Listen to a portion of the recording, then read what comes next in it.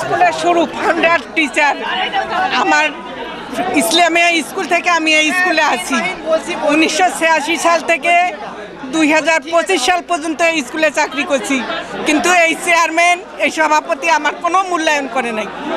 একদিন আগে 8 জন টিচারের বিদায় দিছে, কিন্তু আমাকে 4 দিন পরে আমার অবসরের টাইম, তারা আমাকে বিদায় পর্যন্ত দেয় নাই। আমি যে 39 বছর এখানে চাকরি করে গেলাম, আমি খালি হাতে গেলাম শুধু আমার জমানো টাকাটা নিয়ে। 4 লাখ আমি তোমাদের সামনে দেখাচ্ছি।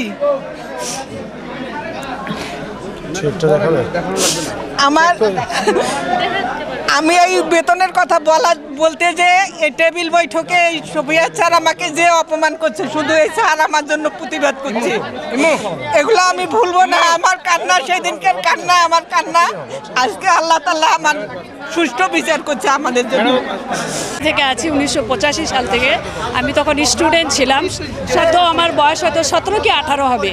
আজ অবধি আমি এই প্রতিষ্ঠান ধরে আছি, কিন্তু বিগত দিনগুলো যেভাবে গেছে যাক। আমি চাই যে আমার সাথে যেগুলো অন্যায় হয়েছে, আমাকে এমপিওভুক্ত করা হয়নি, আমাকে উচ্চ বড় ক্লাসে নিতে দেওয়া হয়নি, আমি ওই অর্ধবিধি নিচের ক্লাসে প্রাইমারি শাখাতেই আছি।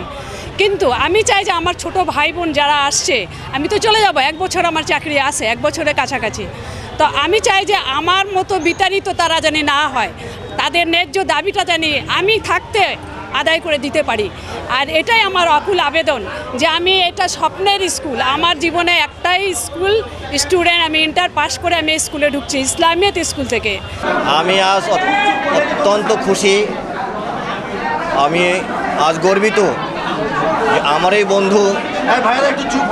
এই বন্ধু দায়িত্ব পেয়েছে।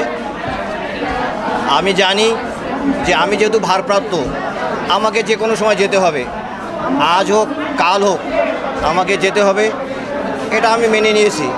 এবং আমি কিছুদিন আগেই ঘোষণা দিয়েছি যে আমি অতি দ্রুত চলে যাব। আমি সবার সামনে ঘোষণা দিয়েছি যে আমি চলে যাব, আপনারা দায়িত্বে আসেন, আপনাদের মোস্ট ওয়েলকাম আমি জানাবো। যাই হোক, আজকে আমি খবরটা শোনার পরে আমি 2 টাকার নামাজ পড়েছি, আলহামদুলিল্লাহ পড়েছি যে আজকে থেকে আমি একটা গুরুত্বপূর্ণ দায়িত্ব থেকে অব্যাহতি পেলাম। এবং আমার এই সহপাঠী, আমার এই বন্ধু সিন্ধি দায়িত্ব গ্রহণ করাতে আমি অত্যন্ত খুশি এবং আনন্দিত। আমি যতটুকু পারবো আমার পক্ষ থেকে তাকে সহযোগিতা করে যাব, কিভাবে লেখাপড়া ভালো করা যায়, পড়াশোনা উন্নয়ন করা যায়। আর ছাত্রছাত্রী যে শিক্ষকরা সবাইকে আমি ধন্যবাদ জানাচ্ছি, আপনাদের কাছে কৃতজ্ঞতা জ্ঞাপন করছি। আপনারা অনেক সময় থেকে আপনারা কষ্ট করে সারাদিন ছিলেন, সেই জন্য আমি সবাইকে ভাইরা এবং আমাদের এখানে উপস্থিত সবাইকে আমি প্রথমে সাধুবাদ জানাচ্ছি, মোবারকবাদ জানাচ্ছি এবং আপনাদের সবার প্রতি কৃতজ্ঞতা প্রদান করছি। এটিএন বাংলা এবং অন্যান্য মিডিয়ার ভাইরা যারা এখানে এসেছেন, তাদের অক্লান্ত পরিশ্রমে এটিএন এবং আরও যারা এসেছেন তাদের সবাইকে বিশেষভাবে আমার অন্তঃস্থল থেকে কৃতজ্ঞতা জ্ঞাপন করছি যে আপনারা অক্লান্ত পরিশ্রম করে আমাদের এই দ্রুত পরিস্থিতির মোকাবেলায় বা শান্তির পথে এগিয়ে নেওয়ার জন্য যে অনন্য ভূমিকা রেখেছেন, এই ভূমিকার কথা আমরা ভুলতে পারবো না। আমরা আপনাদের কাছে চিরঋণী হয়ে থাকলাম। আপনারা এভাবেই আমাদের পাশে থাকবেন,